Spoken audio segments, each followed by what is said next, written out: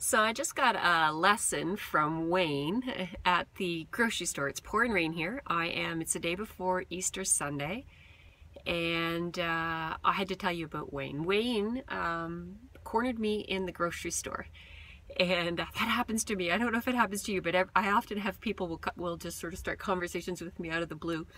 And Wayne was in a wheelchair, and an overweight man, maybe in his 70s.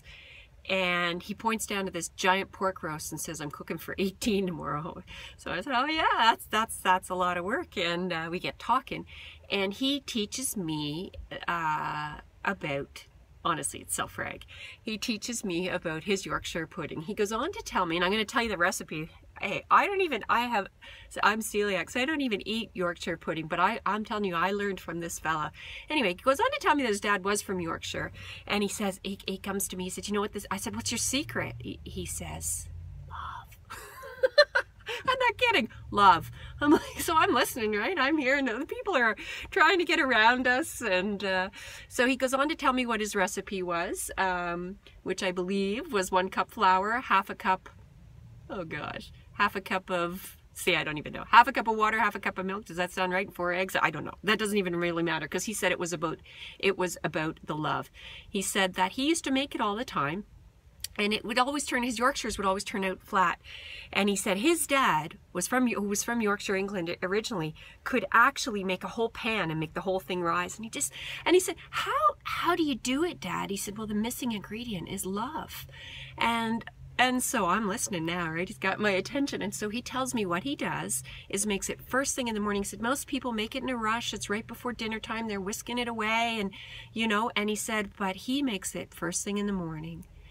And he said his dad taught him this. And he said, you give it a gentle little stir throughout the day. You're thinking about it. You're caring about it. And you do that. You make sure not to bruise it. And then by the time you make it, I mean, you make the oil nice and hot and all of this, and then he says, but it's the love. He said his dad used to even talk to the Yorkshire batter, but he said the real key was, he says it's about the room temperature that comes from the day, but it's about the attention and the love. And then he goes on to tell me about his father's rose garden. And he said it was the same thing. He'd be out talking to her roses, and he does the same, and it's this real caring thing. And so it was very touching, of course.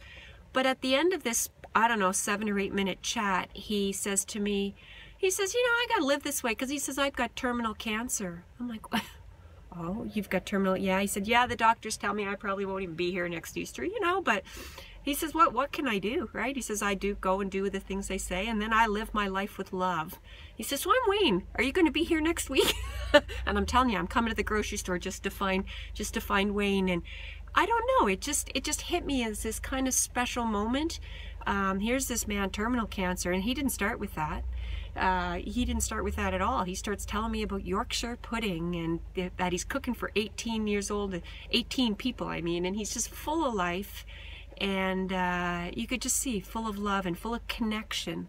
That's what sort of left me, thinking about this man who, strikes up a conversation with a stranger in a grocery store, but then it's relations with everything. He talks about, the relation, and he kept saying, you probably think this is weird and strange, and of course I don't. I really believe in it, and there's science behind that. I know there's science with, the plants and how you talk to them and these sorts of things, but there you go, Yorkshire pudding, and happy Easter, everyone.